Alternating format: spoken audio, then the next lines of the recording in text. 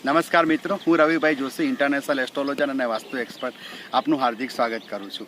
મિત્રો, ગણપતિજીની ગણેશ ચતુર્થી બહુ નજીક આવી રહી છે.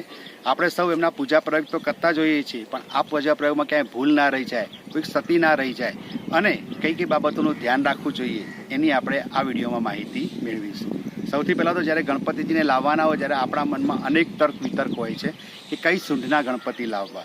મિત્રો, ગણપતિજીની બંને સૂંઢ જે છે એટલી જ મહત્વની છે. ડાબી સૂંઢના ગણપતિ અને જમણી સૂંઢના. પહેલાં આપણે બંને વિશે થોડુંક જોઈએ કે બંનેનું મહત્વ શું છે.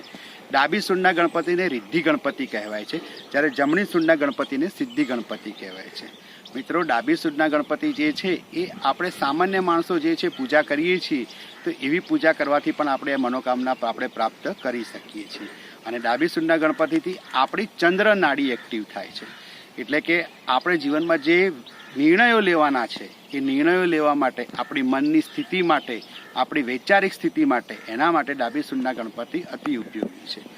ત્યાર પછી મિત્રો, જ્યારે જમણી સૂંઢના ગણપતિ જે છે તેમને સિદ્ધ ગણપતિ કહેવાય છે. એટલે કે સિદ્ધિ પ્રાપ્ત કરવા માટે મિત્રો આપણે લોકોએ અલગ અલગ પ્રકારની મહેનત કરવી પડે છે અને ચોક્કસ તબક્કામાં પૂજા કરવી પડે છે, તો જ સિદ્ધિ પ્રાપ્ત થઈ શકે છે. અને મિત્રો, આમ જનતા માટે આ વસ્તુ શક્ય નથી, કેમ કે એમાં જે વૈદિક મંત્રો છે, જે પૂજા પ્રયોગ છે, એ બધું જો આપણે તબક્કામાં કરીએ તો જ આપણને સિદ્ધિ પ્રાપ્ત થઈ શકે.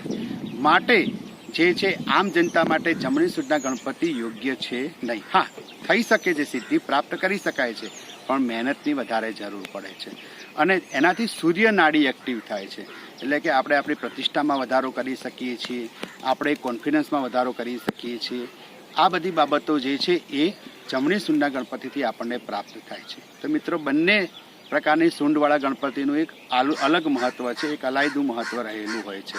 પરંતુ આમ જનતા માટે ડાબી સૂંઢના ગણપતિ વધુ યોગ્ય છે. ત્યાર પછી મિત્રો, જ્યારે ગણપતિજીની પૂજા પ્રયોગ કરતા હોઈએ ત્યારે તુલસી પત્રનો પ્રયોગ આપણે કરવાનો નથી. કેમ કે તુલસી પત્ર છે એ ભગવાન વિષ્ણુને ચડે છે.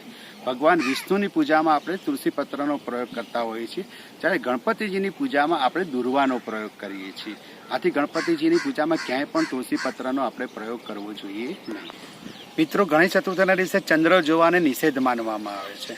આનું કારણ એ છે મિત્રો કે એક ધાર્મિક માન્યતા એવી છે કે જ્યારે ચંદ્રને પોતાની કળા અને પોતાના રૂપ ઉપર અભિમાન હતું, ત્યારે ભગવાન ગણપતિજીનું જે સ્વરૂપ છે તે હાથી સ્વરૂપ હતું, ત્યારે તેમની મજાક ઉડાવવા લાગ્યા.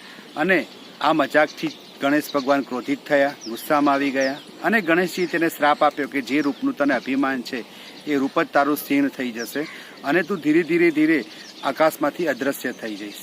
ચંદ્રને પોતાની ભૂલ સમજાઈ, તેને ગણપતિજી પાસે માફી માગી.